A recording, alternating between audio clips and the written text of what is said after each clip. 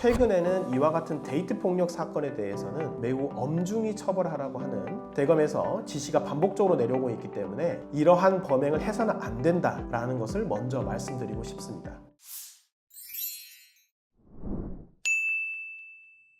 안녕하세요. 임성열 변호사입니다. 오늘은 데이트 폭력으로 인해서 이미 실형 선고를 받았는데 누범 기간 중에 동종 범행을 범해서 구속될 위기에 처했던 사건에 대해 혐의 없음 처분을 받은 사건을 한번 설명드리려고 합니다. 사실 의뢰인은 약 1년 전에 다른 여자친구에 대해서 데이트 폭력을 가했었고 그 사건으로 인해서 구속이 되어 실형을 선고를 받았습니다. 그런데 가석방을 받고 이미 출소를 했는데도 불구하고 여자친구에 대해서 똑같이 데이트 폭력이 있었고 수사기관은 바로 구속영장을 검토하게 된 사건입니다. 해당 사건에 대해서는 사건이 발생하자마자 바로 저희에게 찾아왔었고 사건 초기부터 저희가 도움을 드릴 수 있었기 때문에 해당 내용에 대해서는 전국적으로 검찰에서 혐의 없음으로 종결된 사건이었습니다.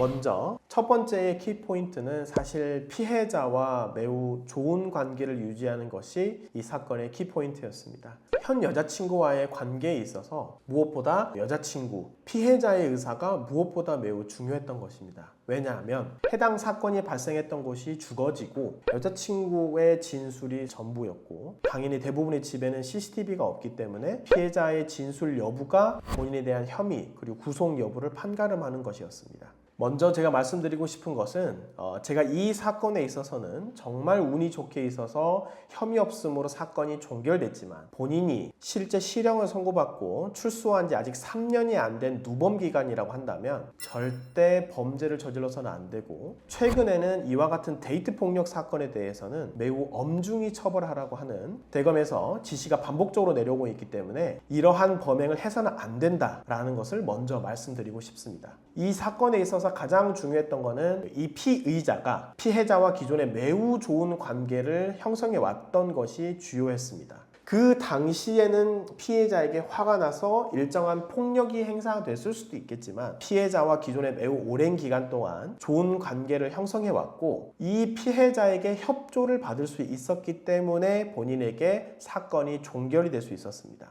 두 번째로 중요했던 것은 실질적으로 이 피해자와 사실혼 관계가 형성되고 있었다는 점입니다. 이 두 사람이 실제로 서로 간에 결혼을 할 생각을 가지고 있었고 동거를 하는 과정이었으며 상견례도 하는 등 실질적으로 결혼을 할 의사가 진행되고 있었습니다. 그래서 이 두 번째에 있었던 사실혼 관계의 키포인트를 잡고 이 사건은 다른 사건에 비해서 가정사건으로 전환하기 위해서 노력을 했습니다. 따라서 이 사건은 가정폭력 사건에 해당을 한다. 그렇다면 데이트 폭력 사건보다는 가정사건, 즉 사실혼 관계 사건으로 간다면 타 사건에 비해서는 검찰이 가지고 있는 재량 범위가 훨씬 넓어지게 됩니다.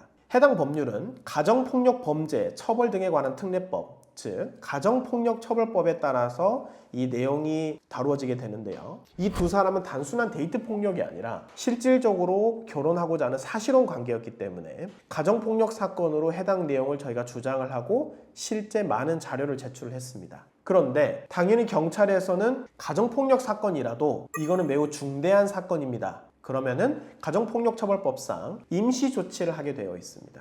임시조치를 하게 된다면 첫 번째, 주거지에서 퇴거를 해라. 두 번째, 더 이상 상대방에게 접근하지 말아라. 세 번째, 전기통신상으로도 상대방에게 연락하거나 접근해서는 안 된다. 심한 경우에는 경찰서 유치장에 유치한다라는 결정까지 할 수 있습니다.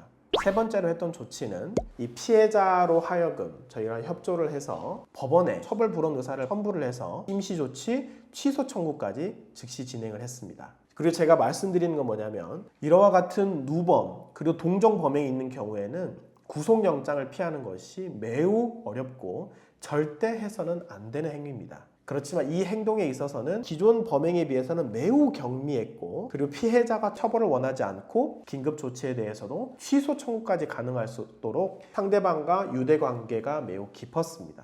따라서 이 사례에 있어서는 매우 이례적으로 초기에 조치가 돼서 혐의 없음으로 종결이 될 수 있었지만 절대 누범 기간 중에 동일한 범죄를 반복하거나 위와 같은 데이트 폭력이나 또는 상대방에 대해서 어떤 성범죄가 있었다. 그렇다면 본인의 중형 처벌을 피할 수 없기 때문에 매우 주의할 필요가 있으십니다.